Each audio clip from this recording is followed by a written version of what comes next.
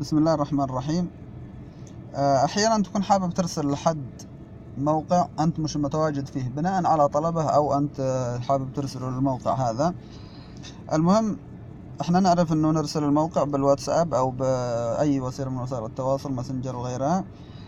تضغط على تفتح الخيارات المعروفه وتضغط الموقع وارسلت موقعك.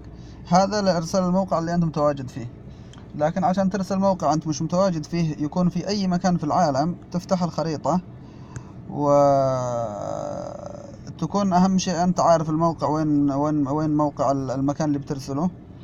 اذا هو مكان مسجل على الخرائط، فانت على طول بس تضغط ضغطة واحدة على المكان وبيحط لك دبوس عليها. ولو مش موجود، تضغط باستمرار على الموقع. مثلا انا برسل موقع هذا البيت الذي مش مسجل، او هو محل ومش مسجل في الخرائط، اضغط عليه باستمرار يطلع لي ايضا دبوس.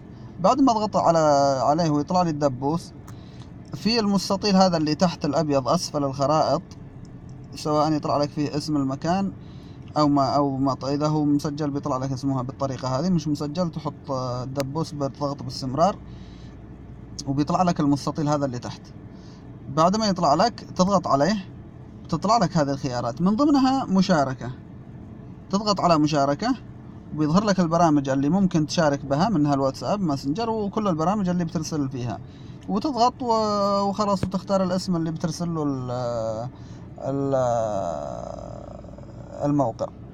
وبهذه الطريقة هو نفس الكلام يظهر عنده، بس انه يظهر عند الشخص الثاني رابط، ما يظهرش عنده مثل ما بيظهر عندنا ارسال الموقع. يظهر رابط، يضغط على الرابط وخلاص ويدله بنفس الطريقة.